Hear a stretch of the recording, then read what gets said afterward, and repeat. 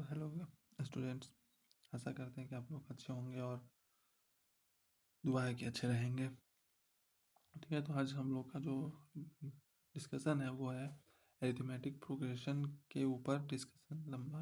Arithmetic progression के ऊपर lecture number 2 है हम लोग आज करना। ठीक है, लेक्चर नंबर 1 में हम लोगों ने बेसिक्स का बात किया था और लेक्चर नंबर 1 में हम लोगों ने बेसिक्स के ऊपर चर्चा किया था, जिसमें हम लोग ने ये सीखा था कि सीक्वेंस किसको बोलते हैं और कैसे पहचानेंगे कि गिवन सीक्वेंस जो है वो एपी है कि नहीं है। ठीक है, तो इन सभी बातों पर चर्चा हो गई थी और आपको कुछ होमवर्क दिया गया था पिछले क्लास में, तो उसको डिस्कशन करेंगे। सबसे पहले देख लेते हैं आज क्या क्या टॉपिक पढ़ना है हम लोगों को। ठीक है, तो आज हम लोग को जनरली 3 इम्पोर्टेंट टॉपिक पढ़ना है। ठीक है, 3 इम्पोर्टेंट टॉपिक्स। सबसे पहला है कि जो कल होमवर्क मिला था, आशा करते हैं कि आप लोग वो बनाए होंगे, तो उसका डिस्कशन होगा और आप लोग आंसर मैच कीजिएगा और कमेंट करके ये बताइए कितना सही कितना गलत हुआ, कहाँ दिक्कत आया। सो दूसरा जो इम्पोर्टेंट बात है कि कुछ टर्मिनोलॉजीज होते हैं एपी के अंदर, उसको समझना बहुत ही ज़रूरी है ताकि क्वेश्चन बनाते समय हम लोगों को क्या हो, ईजी हो। ठीक ना, टर्मिनोलॉजी यदि आता रहेगा तो ईजी होगा। फिर थर्ड है हमारा ये जनरल टर्म ऑफ एपी, ये जो है बहुत इम्पोर्टेंट है, ये तो आना ही आना है चाहिए। दिस इज़ वेरी इंपॉर्टेंट, ये चीज़ जो है वो आना ही आना चाहिए ना, ताकि एपी में आपको दिक्कत नहीं होगा फिर अगर ये तीनों चीज़ आता रहा होगा तो। ठीक है, तो आज हम लोग का ये 3 टॉपिक डिस्कस करना है और this is very much important. तो आइए कल के होमवर्क, सबसे पहला टॉपिक हम लोग का कल के होमवर्क का डिस्कशन करना है कि कौन सा एपी है और कौन सा एपी नहीं है। तो सबसे पहले आंसर बता दिया जाए, ये एपी है। ठीक है, और ये एपी नहीं है, ये एपी है, ये एपी नहीं है और ये एपी है। यानी 1, 3 एंड 5 हमारा जो है एपी है और 2 और 4 एपी नहीं है। आप लोग आंसर मैच कर लीजिए, किसका किसका सही हुआ, किसका कितना गलत हुआ इसमें से वो देख के बता दीजिए। ठीक है, तो यहाँ देखते हैं अब रीजन्स, ये एपी क्यों है। तो अगर यहाँ पे हम ध्यान से देखें, यहाँ पे यदि ध्यान से देखें तो इस क्वेश्चन के अंदर यदि देखें, इसमें हम लोग क्या कर रहे हैं, इसमें हम लोग यहाँ से यहाँ जाने के लिए ठीक ना क्या कर रहे हैं, +6। ठीक, और यहाँ से यहाँ आने के लिए क्या कर रहे हैं, +6। और यहाँ से यहाँ आने के लिए क्या कर रहे हैं, +6। तो यहाँ से यदि आप लोग देखें तो इसको अगर थोड़ा साफ से समझाया जाए, साफ सुथरा, ताकि आप लोग को दिखे, तो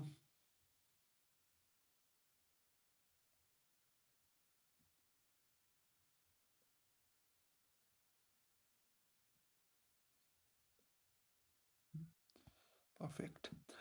अगर ध्यान से देखें कि इस टर्म से इस टर्म में जाने के लिए हम लोग क्या कर रहे हैं, +6। इस टर्म में से इस टर्म में जाने के लिए +6 और इस टर्म में से इस टर्म में जाने के लिए भी +6 कर रहे हैं। तो यहीं से हम लोग ये बता सकते हैं कि ये एपी फॉर्म कर रहा है। क्यों? क्योंकि एपी का वही है कि मतलब कि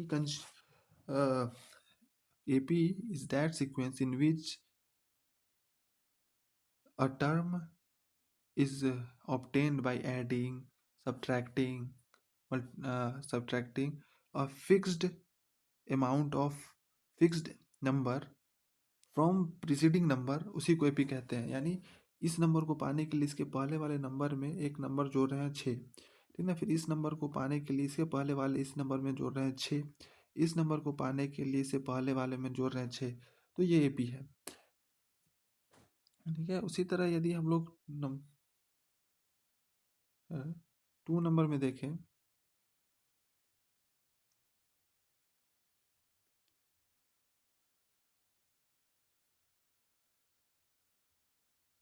ठीक है। 2 नंबर में यदि देखा जाए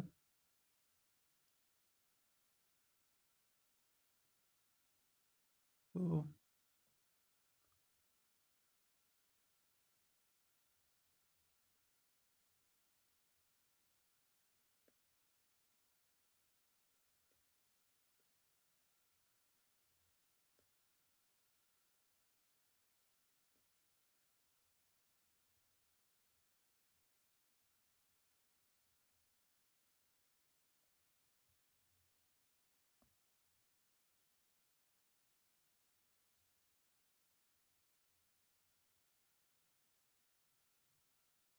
ठीक है, देखो 2 नंबर देखो, सॉरी फॉर द डिस्टर्बेंस।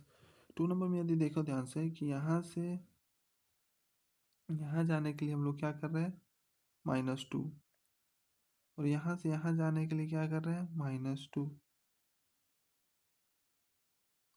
ठीक है, और यहाँ से यहाँ जाने के लिए क्या कर रहे हैं, +2।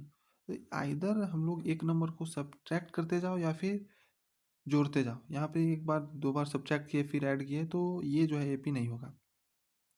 उसी तरह यदि आप थर्ड नंबर में देखें तो यहाँ से यहाँ तक जाने के लिए हम लोग क्या कर रहे हैं, -6, यहाँ से यहाँ आने के लिए फिर -6, और यहाँ से यहाँ आने के लिए फिर -6 कर रहे हैं। ठीक है, तो देख रहे हैं कि एक ही नंबर को बार बार घटा के दूसरा नंबर हमको मिलते जा रहा है। इट मीन्स कि ये एपी है। ठीक, और फिर हमारा जो है ये इसमें देखा जाए तो यहाँ से यहाँ देखिएगा तो +2 ऐड हो रहा है, यहाँ से यहाँ +2 ऐड हो रहा है, यहाँ से यहाँ +3 ऐड हो गया, और यहाँ से यहाँ +3 फिर +2। तो दिस इज़ नॉट एपी। एक पर्याप्त नंबर हम लोग को जोड़ना या घटाना होता है, एक ही नंबर। यहाँ पे 2 अलग अलग नंबर को हम लोग जोड़ रहे हैं तो ये भी एपी नहीं है।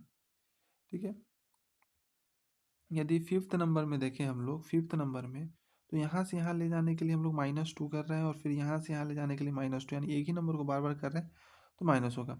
अब कुछ और क्वेश्चंस है लेकिन उससे पहले हम लोग को डिस्कशन करना है ये, ठीक है ना। कुछ और क्वेश्चंस है लेकिन उससे पहले हम लोग जो है वो क्या करते हैं कि आगे का देख लेते हैं। कुछ इम्पोर्टेंट बात, SW डिस्कशन हो गया हम लोग का, ठीक ना। तो अब बात आती है ये हमारे,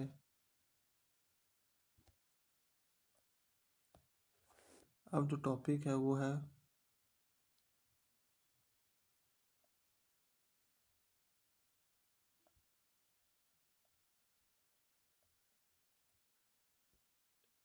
टर्मिनोलॉजीज। ठीक है, क्या है, टर्मिनोलॉजीज।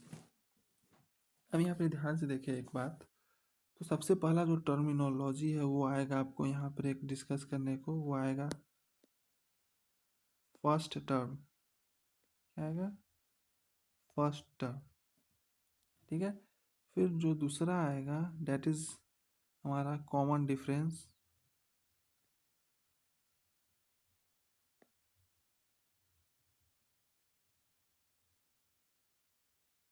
कॉमन डिफरेंस, ठीक है। तो ये दो टर्मिनोलॉजी जो है वो बहुत ज़्यादा यूज होता है एपी चैप्टर में। तो सबसे पहले हम लोग फर्स्ट टर्म एक एपी से समझते हैं, इस दोनों को, ठीक है ना। इस दोनों चीज़ को हम लोग क्या करते हैं, एक ये ले लेते हैं, ये एग्जाम्पल एपी का, उससे समझने की कोशिश करते हैं। चलिए देखिए, यदि हम लोग एक एपी ले, कोई भी एक एपी ले लीजिए, ठीक है ना, कोई भी एक एपी ले लेते हैं, just like for example 5, 9, 13, 17, 21 and further, ठीक है ना। ये हम लोग क्या किए, एक एपी ले लिए।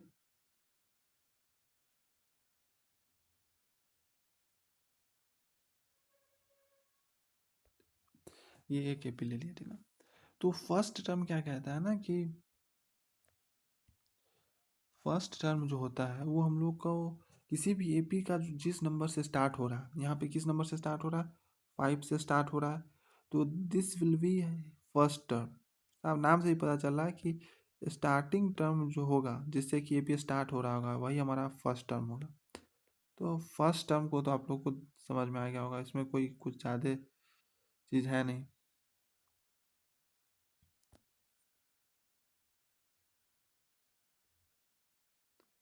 फर्स्ट टर्म समझने में कुछ ज़्यादा नहीं है, कोई भी एपी का जो स्टार्टिंग टर्म होता है that is known as first term, ठीक है। अब जो बात आती है कॉमन डिफरेंस, तो यहाँ पे अगर ध्यान से देखें कि किसी भी चीज़ को हम लोग एपी कब कहते थे, जैसे कि ये एपी है, इसको यदि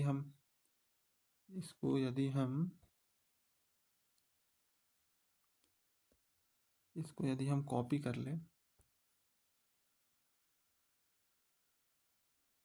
ठीक है, इसको यदि हम यहाँ पे कॉपी कर लें, और याद कीजिए कल मैंने पढ़ाया था कि कोई भी चीज़ जो है वो एपी कब होता है, तो जस्ट लाइक उसको जब डेफिनेशन थोड़ा सा आप लोग को समझाया गया था उसमें बताया था, मान लेते हैं ये हमारा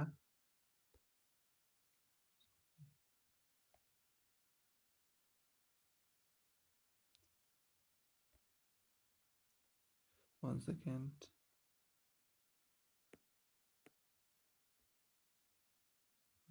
समीरर है ना, चलिए कोई नहीं, इस चीज़ को यहाँ समझा जाए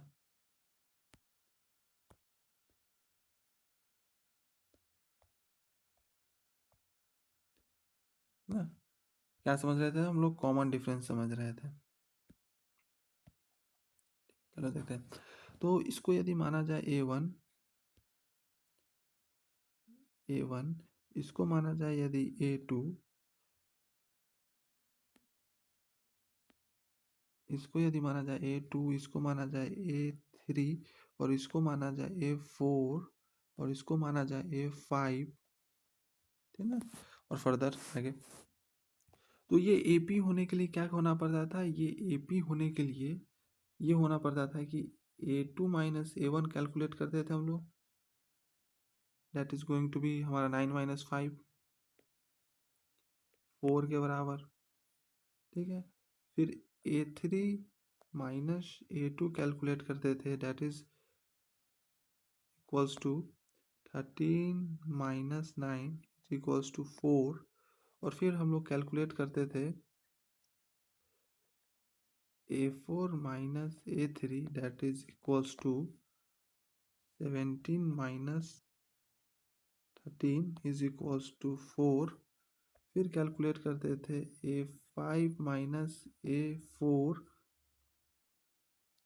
इज इक्वल्स टू 21 माइनस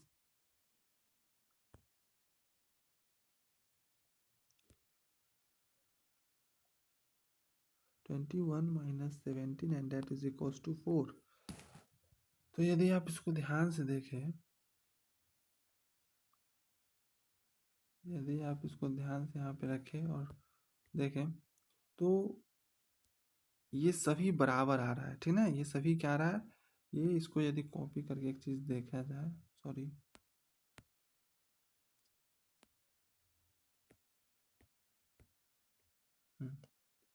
है sorry sorry 1 second,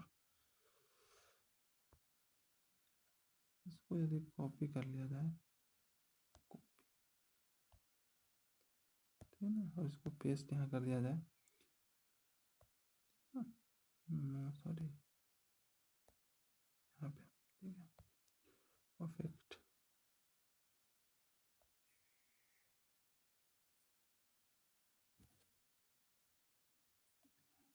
sorry for the disturbance. यहाँ पे हम क्या बोले थे, हाँ, इसको थोड़ा सा और ऐसे कर दिया जाए, और इसको ऐसे कर दिया जाए, और ये बराबर आ रहा है, तभी कहते थे कि, और फर्दर इसको कैलकुलेट कर सकते, तभी कहते थे कि ये एपी में होगा। तो इसका जो डिफरेंस है, इसका डिफरेंस, इसका डिफरेंस, इसका डिफरेंस, इसका डिफरेंस सभी का कांस्टेंट आ रहा है और सेम आ रहा है, ठीक ना। इसी चीज को हम लोग एक लेटर डी से डिनोट करते हैं,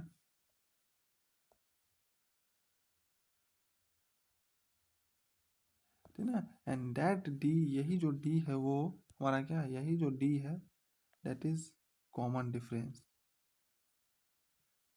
दैट इज कॉमन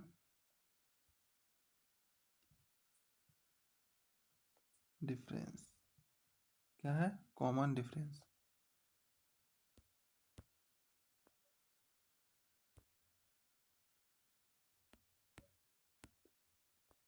आ गया ये एक टर्म आप लोग करते हैं तो फिर दे दो। फिर से समझो कॉमन डिफरेंस क्या है, बहुत इंपॉर्टेंट है, क्योंकि मैंने कहा है कि एक एपी लेते हैं इसका एग्जांपल, और बोला था कि ये एपी कब कहलाता है।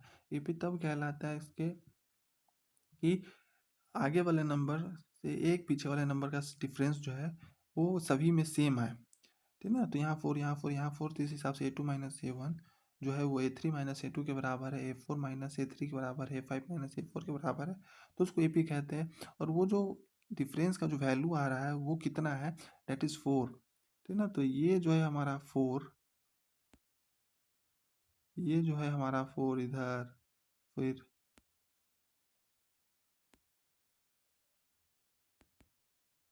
ये जो फोर है ये that is common difference, nothing but common difference, यही है, ठीक है। तो अब यहाँ पे ध्यान से देखिए, क्वेश्चन और लेते हैं जिसमें से हम लोग फर्स्ट टर्म और तीन चार क्वेश्चन लेते हैं जिसमें फर्स्ट टर्म और कॉमन डिफरेंस निकालना चाहिए, ठीक है। तो सबसे पहले यदि देखा जाए,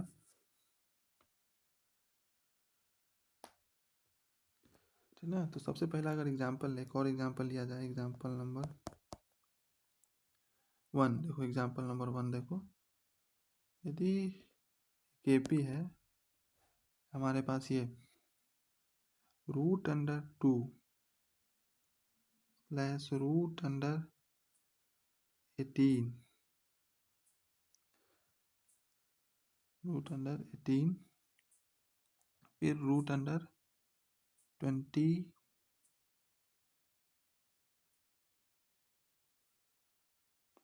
root under 50, slash slash slash, ज़्यादा नहीं, ठीक है ना। यदि हमको इसमें से पूछें, सबसे पहले पूछा है कि इसका फर्स्ट टर्म क्या है, यदि इसमें कैलकुलेट करें हम लोग फर्स्ट टर्म, तो फर्स्ट टर्म तो साफ साफ दिख रहा है कि रूट टू है ना। फर्स्ट टर्म क्या है, साफ साफ दिख रहा है कि रूट टू है, रूट अंडर टू। इसको रूट अंडर टू से ज़्यादा अच्छा है कि स्क्वायर रूट टू है।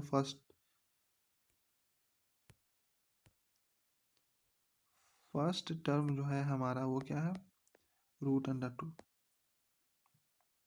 ठीक है। First term is our root under two. अब कॉमन डिफरेंस क्या है, ठीक है ना। तो कॉमन डिफरेंस के लिए हम लोग क्या कर रहे थे कि एक दो कंजुगेटिव टर्म्स के डिफरेंस, ठीक ना। तो और कंजुगेटिव कैसे, तो बाद वाला टर्म में से पहले वाला टर्म घटाकर कॉमन डिफरेंस निकालते हैं, है ना। तो कॉमन डिफरेंस यदि हम लोग को कैलकुलेट करना है, कॉमन डिफरेंस यदि कैलकुलेट करना है, देन इधर से अगर ध्यान से देखें तो हम लोग क्या करना होगा, root under 18 minus root under two करना होगा। और अच्छा ध्यान से यदि देखा जाए तो रूट अंडर 18 को हम लोग रूट अंडर 18 को हम लोग क्या लिख सकते हैं, तो रूट अंडर 18 को इधर देखें कि क्या लिख सकते हैं हम। रूट अंडर 18 को देखो, लिख सकते हैं रूट अंडर 9 इंटू टू,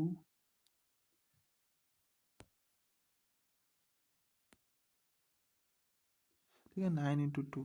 अब चूंकि 9 जो है 3 का स्क्वायर है, देन 9 जो है 3, तो इसको हम लोग ऐसे लिख सकते हैं, 2 अंदर ही रह जाएगा और 9 3 का स्क्वायर है तो 3 बाहर आ जाएगा, तो 3 रूट अंडर टू लिख सकते हैं, ठीक ना। तो यहाँ पर इसको अगर देखें तो इसको 3 root under two minus root under two, and that is going to be 2 root under two, हमारा क्या है, आंसर है। क्या है, 2 रूट अंडर टू हमारा आंसर है, ठीक है। तो कॉमन डिफरेंस हमारा क्या आ गया, 2 रूट अंडर टू, और ये आ गया। तो ऐसा लग रहा है कि आप लोग इस बात को समझ गए होंगे। एक और एग्जांपल लेते हैं, चलिए एक और एग्जांपल से समझने की कोशिश करते हैं। जितना एग्जांपल से समझने की कोशिश कीजिएगा उतना बेहतर होगा, ठीक है ना। जितना एग्जांपल से कोशिश करेंगे समझने का उतना ही बेहतर होता जाएगा, ठीक है। चलो देखते हैं यहाँ से एक और एग्जांपल लेते हैं, एग्जांपल नंबर टू। ये क्या होगा हमारे पास, एग्जांपल नंबर टू, है ना। क्या कहता है कि एक एपी है, यह एक एपी है, और आप लोग बीच बीच में पॉज करके जो कुछ नोट डाउन करना होगा वो नोट डाउन करते रहिएगा। जहाँ कोई थ्योरी आए तो उसको नोट डाउन कर लीजिएगा, ठीक है ना, पॉज करके वीडियो को। तो एक एपी ले लेते हैं, जैसे कि हम लोग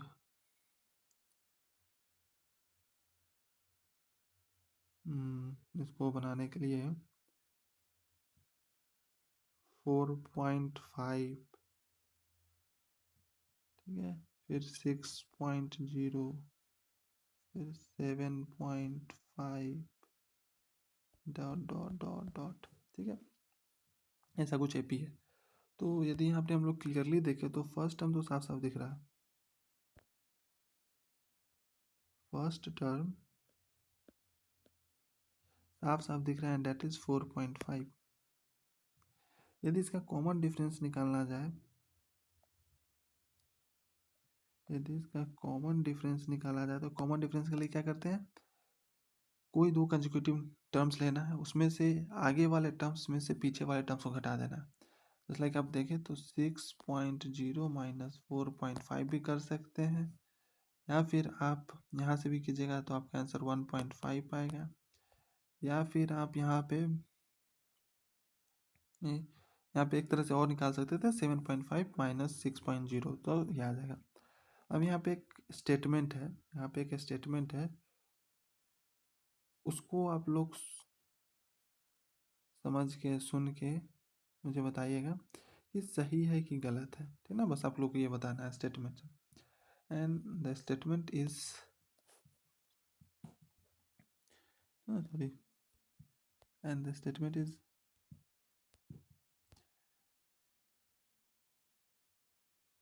ये रहा स्टेटमेंट आपका, ये रहा स्टेटमेंट। क्या कहता है कि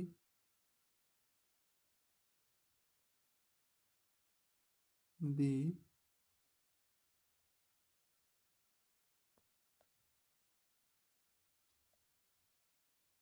कॉमन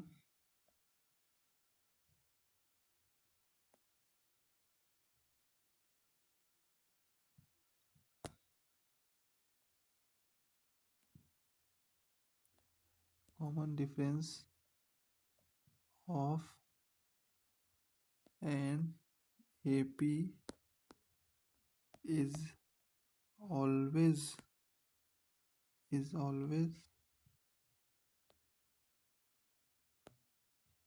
पॉजिटिव। ये है आपका स्टेटमेंट। अब ये स्टेटमेंट सही है, ये स्टेटमेंट आप लोग को बताना है। T for true, F for false क्या है। तो पॉज कीजिए वीडियो को, सोचिए, कुछ एग्जांपल से सोचिए और ट्राई कीजिए बनाने का।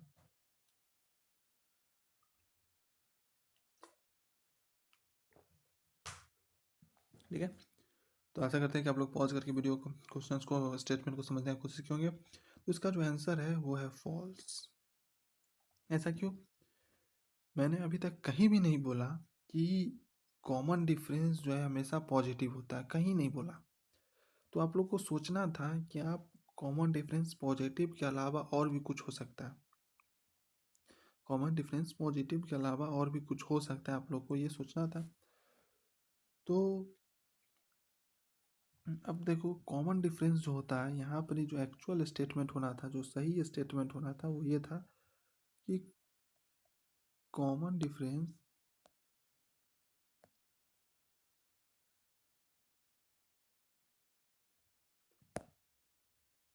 Difference of an AP can be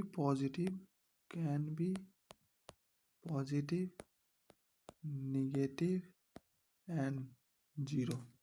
ये तीनों हो सकता है, and that is true, 100% true. ठीक है, तो ठीक है, अब इसका एग्जाम्पल देखते हैं, ठीक ना। तो इसी के आधार पे हम लोग क्या बोलते हैं ना कि जब देखो, तो इसी के आधार पे एपी को बांट दिया जाता है। जैसे कि AP है, इसी के आधार पर इसको बांट दिया जाए कि, और एक बात बताना भूल गए, सॉरी फॉर डैट, अभी बता देते हैं। हम लोग जनरली कॉमन डिफरेंस को जो है ना, अभी से मैं कॉमन डिफरेंस का जो डिनोटेशन होता है डैट इज स्मॉल डी, ठीक है ना। तो आप कॉमन डिफरेंस की जगह स्मॉल डी लिख के काम चला सकते हैं, ठीक है ना। कॉमन डिफरेंस की जगह स्मॉल डी लिख के काम चला सकते हैं, ठीक है ना। तो अब यहाँ पर अगर ये बात ध्यान दे तो AP के जो है वो AP में यदि कॉमन डिफरेंस हमारा ग्रेटर देन जीरो है, कॉमन डिफरेंस हमारा इक्वल्स टू जीरो है, कॉमन डिफरेंस हमारा लेस देन जीरो है, तीनों पॉसिबल केसेस है। तो इस केस के जो AP आता है उसको हम लोग कहते हैं इंक्रीजिंग AP। क्या कहते हैं?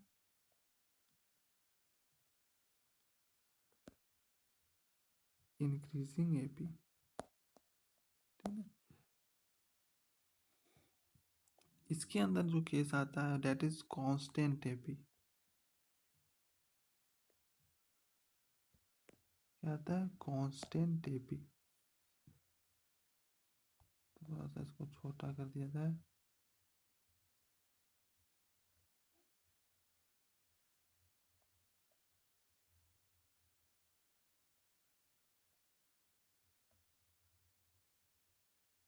ठीक है ना, कांस्टेंट AP और इंक्रीजिंग AP, ठीक है ना। और इसको कहते हैं, इसमें जो आता है वो हम लोग का आता है डिक्रीजिंग AP। क्या आता है?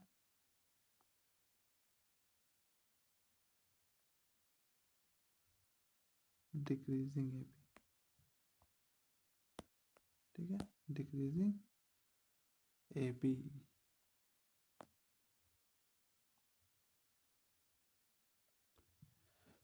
इसमें कोई डरने वाली बात नहीं है, तो कॉमन डिफरेंस कुछ भी हो सकता है, ठीक है।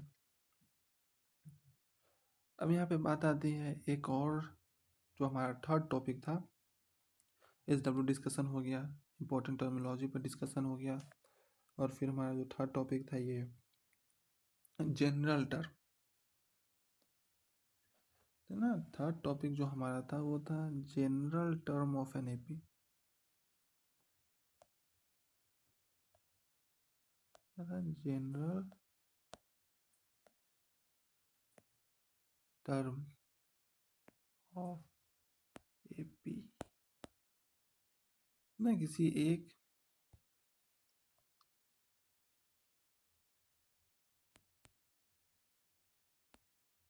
ना,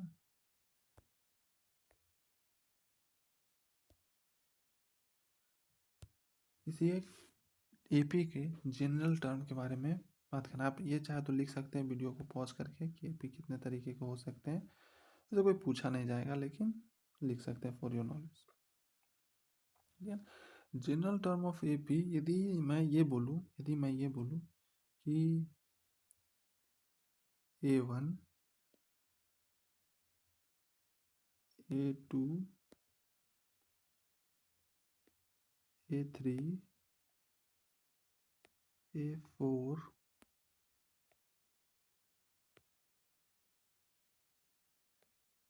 A5,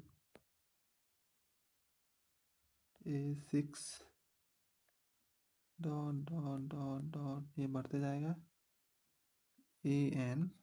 ये किस में है? AP में है। यदि मैं ऐसा बोलूँ कि ये जो है गिवन सीक्वेंस जो है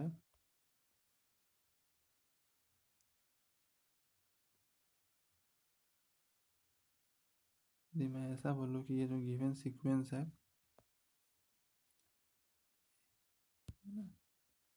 if this is an AP, if it is an AP है, तो यहाँ से एक बात जो AP के डेफिनेशन में मैंने आप लोग को बताया था, दैट इज कि A2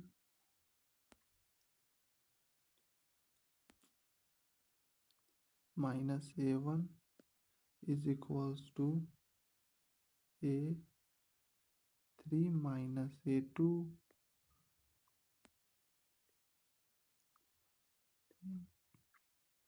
and that is equals to A4 minus A3 ऐसा चलता जाएगा इज इक्वल्स टू ऐसा चलता जाएगा डैट है। ठीक है, ऐसा क्या होगा, इसको भी अगर थोड़ा सा छोटा कर लिया जाता है क्या,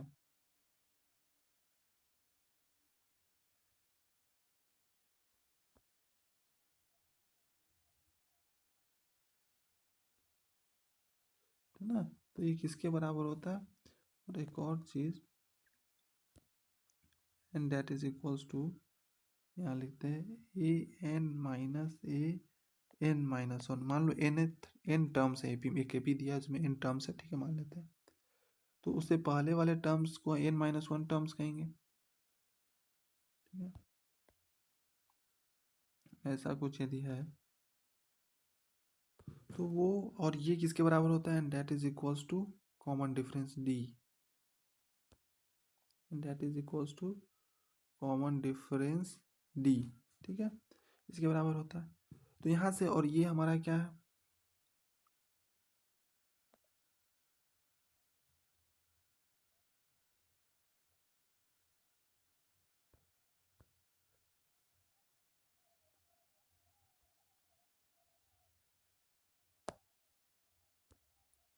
और ये रहा हमारा फर्स्ट टर्म। ठीक है, तो फर्स्ट टर्म को A1 से कहते हैं, A से डिनोट करते हैं, तो ऐसे कर दिया जाए फर्स्ट टर्म को।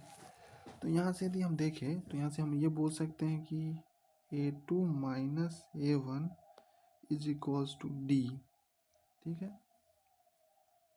एक 1 सेकेंड फॉर ना, सबसे पहले जो हम लोग देखते हैं ये कि A1 हमारा क्या है, फर्स्ट टर्म है A।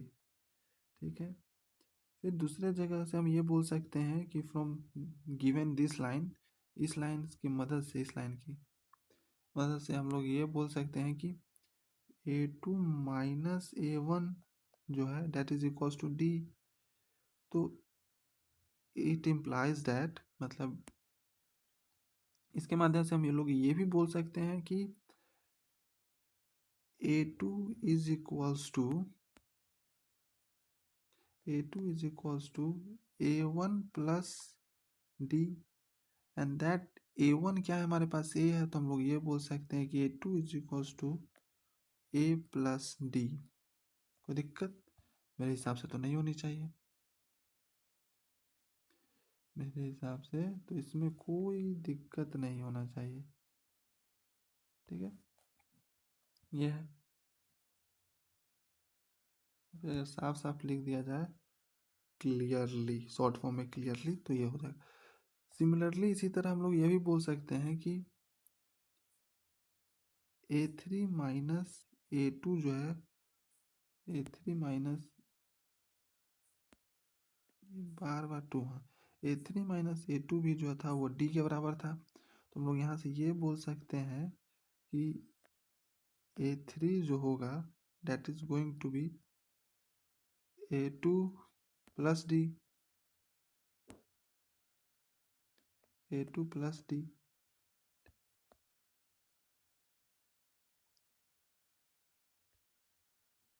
यदि इसमें मैं A2 प्लस D और A2 का वैल्यू यहाँ से, A2 का वैल्यू यहाँ देख, A2 का वैल्यू मैं यदि यहाँ से लेके और यहाँ पुट कर दूँ तो क्या होगा,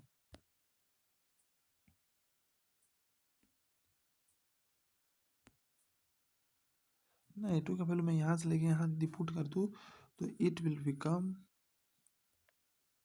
A प्लस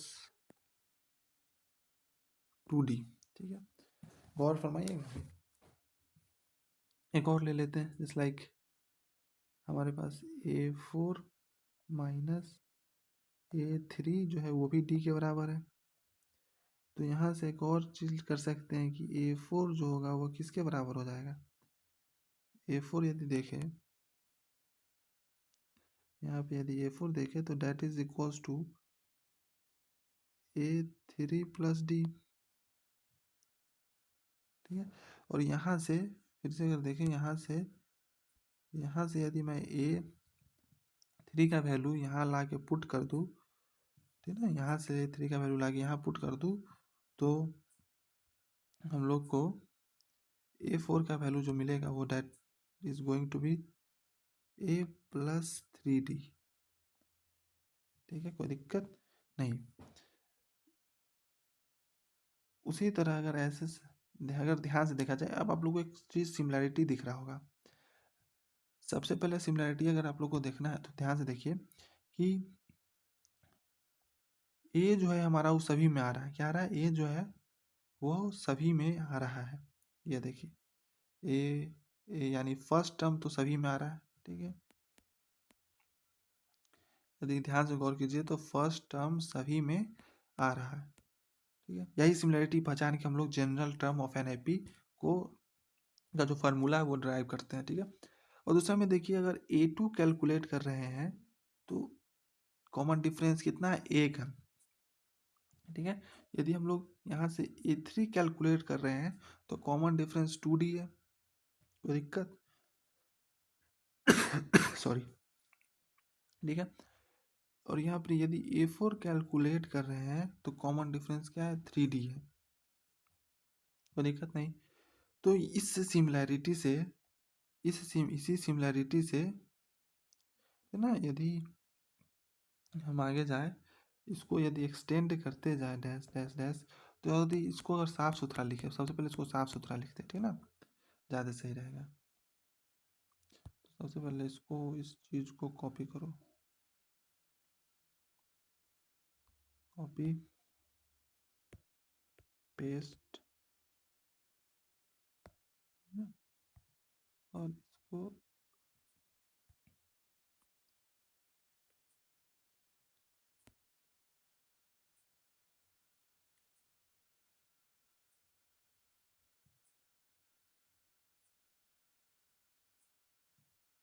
कोई नहीं भाई, इसको पूरे मिटा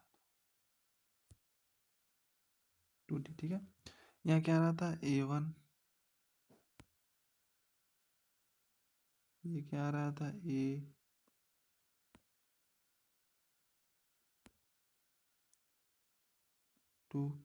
फिर क्या रहा था? A3। ओ सॉरी सॉरी, मिस्टेक।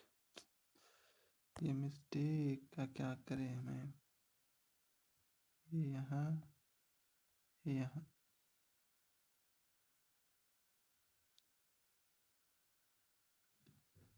ये यहाँ, और फिर यहाँ पे आएगा हमारे पास A4। ठीक है,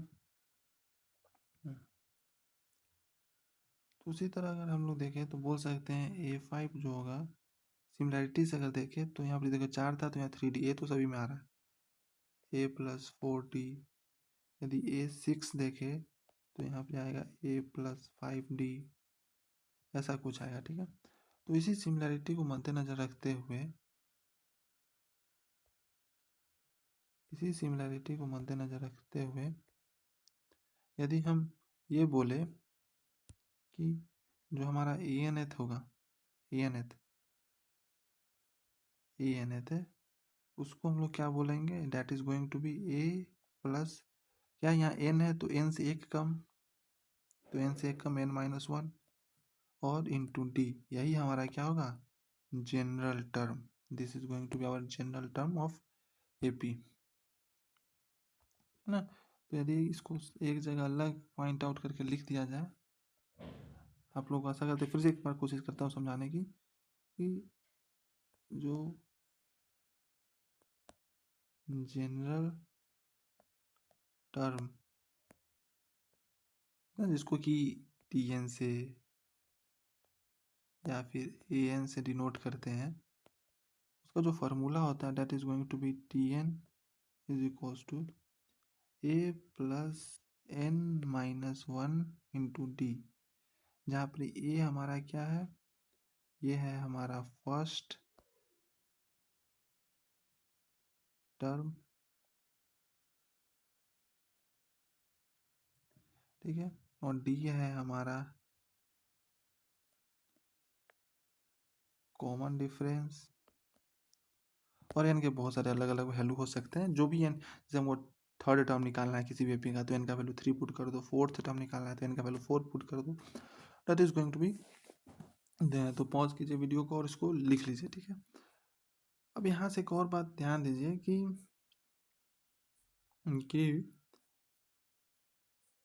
ये जो सारा डिस्कशन था इसमें इस चीज़ को हम फिर से दिखाएंगे क्योंकि ये बहुत इंपॉर्टेंट है। एक बार में बच्चों को जनरली समझ में आता नहीं है। तो सबसे पहले जो हम लोग बोल रहे थे कि मान लेते हैं कि ये जो गिवन सीक्वेंस है वो एपी में है, ठीक है, तो दिक्कत यहाँ तक नहीं। तो एपी में होने के कारण जो एपी का डेफिनेशन बोलता था कि एक फ्रंट मतलब आगे वाले टर्म से पीछे वाले उसके जस्ट एक पीछे वाले टर्म यदि घटाओ तो उसका वैल्यू जो है वो किसी भी एक एपी के लिए कांस्टेंट आता है। तो वही कि a two minus a one, a three minus a two, a four minus a three, a n minus a n minus one करेंगे तो इसका कॉमन डिफरेंस सभी का सेम आना चाहिए और जिसको कि हम लोग कॉमन डिफरेंस बोलते हैं। और ए वन जो है वो फर्स्ट टर्म है और फर्स्ट टर्म को हम लोग ए से डिनोट करते हैं, तो ए बराबर ए वन। फिर a two minus a one d के बराबर हुआ, तो ए टू क्लास 6, 7, 8 में आप लोग linear equation in one variable पढ़ते होंगे कि इज इक्वल्स टू की इधर माइनस है तो उधर जाने से प्लस हो जाता है, तो a two is equals to a one plus d. और ए वन की जगह हम लोग ए पुट कर सकते हैं तो ए प्लस डी, ठीक है। फिर a three minus a two is equals to d also, तो यहाँ से ए थ्री और ए टू फिर से उधर जाएगा तो क्या हो जाएगा ए टू प्लस डी। अब ए टू प्लस डी हो गया और ए टू की जगह हम लोग यहाँ से ए प्लस डी वैल्यू पुट करेंगे तो ए टू एक डी पहले से है ए प्लस डी तो ए प्लस टू डी बन जाएगा। और ए फोर माइनस ए थ्री भी डी के बराबर होता है तो यहाँ से ए फोर सिमिलरली इधर माइनस थ्री ए थ्री है तो उधर जाएगा तो प्लस ए थ्री, तो ए थ्री प्लस डी हो जाएगा। That is going to be, फिर यहाँ से ए थ्री यहाँ से ए थ्री का वैल्यू यहाँ से लेके यहाँ पर ही पुट कर देंगे तो हम लोग का क्या जाएगा वैल्यू पता चल जाएगा। तो ए प्लस थ्री डी ए बन जाता है। तो उसी देख रहे थे हम बार बार सिमिलरिटी देखे कि ए टू के लिए एक डी आ रहा है ए सभी में, ए थ्री के लिए एक टू डी आ रहा है, ए फोर के लिए थ्री डी आ रहा है और ए वन के लिए एक भी डी नहीं आ रहा है। तो उसी सिमिलरिटी को मद्देनजर रखते हुए मैंने क्या किया कि उसी तरह से आगे टर्म निकालते जाओ और ए एन टर्म्स उसी सीक्वेंस उसी सिमिलरिटी को फॉलो करते हुए हम लोगों ने देख लिया। मैथ में ऑब्जर्वेशन स्किल जो है वो बहुत ही ज़्यादा मैटर करता है और इसी ऑब्जर्वेशन स्किल के ये जो थ्योरम प्रूफ हुआ है। तो आप लोगों को सिंपली वो प्रूफ नोट डाउन नहीं कर सकते हैं या कर सकते हैं आपके लिए अच्छा है, वो प्रूफ को समझने था। आपका जो मेन चीज़ जो नोट डाउन करना है that is going to be this, और इसको लर्न कर लीजिए। इसी एक फॉर्मूले पे बहुत सारे सवाल जो है आपके एग्ज़ाम्स में आते हैं, इधर स्कूल का मिड टर्म एग्ज़ाम हो, टेस्ट हो, ट्यूशन वाले टीचर पूछ रहे हो या फिर बोर्ड एग्ज़ाम हो, सभी में इस टर्म पे क्वेश्चन आता है। दैट इज़ वेरी इंपॉर्टेंट, ठीक है ना। इसको यदि हम लोग लिख दिया जाए इम्पोर्टेंट तो कोई दिक्कत नहीं होगी, ठीक है ना। इम्पोर्टेंट है, बहुत ज़्यादा इम्पोर्टेंट है, ठीक है, इसको लिख लीजिए। अब इसके बेसिस पे मैंने आप लोगों को कुछ 3-4 क्वेश्चंस दिए हैं, ठीक है, 3-4 क्वेश्चंस हैं जो कि ऊपर ही है, हम लोगों ने बहुत ज़्यादा पढ़ लिया ना। ये रहे आपके वो 3 से 4 क्वेश्चंस।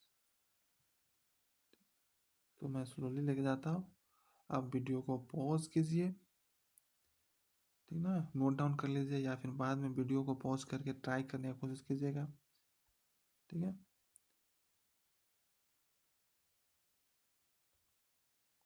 और यही हुआ आपका क्लास समाप्त। और ये 5 क्वेश्चंस जो है मैं नेक्स्ट क्लास में इस 5 क्वेश्चंस के अलावा और भी बहुत सारे क्वेश्चंस डिस्कस करूँगा। तो आप लोग का जो एच डब्ल्यू होगा आज का, आप लोग के लिए जो एच डब्ल्यू होगा, यदि आप लोग के लिए होमवर्क दिया जाए, ठीक है ना, तो सबसे पहला होमवर्क तो हमेशा होना चाहिए रिवाइज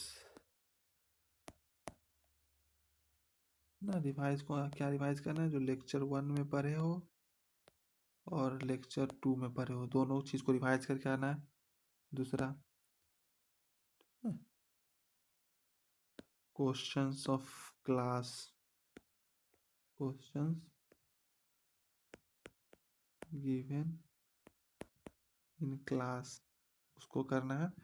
और 5 ही क्वेश्चन है, ज़्यादा क्वेश्चन है नहीं, उसको मैं कल डिस्कस करूँगा।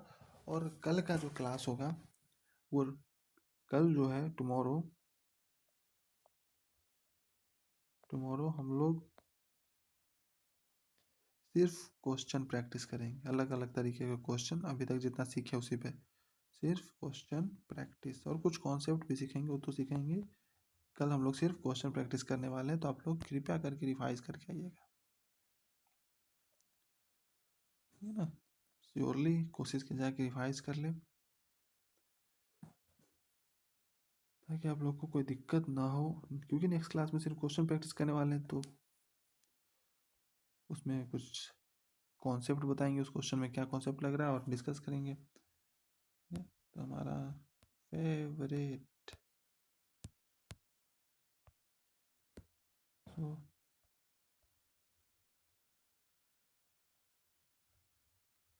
थैंक यू वेरी मच, ठीक है, बाय।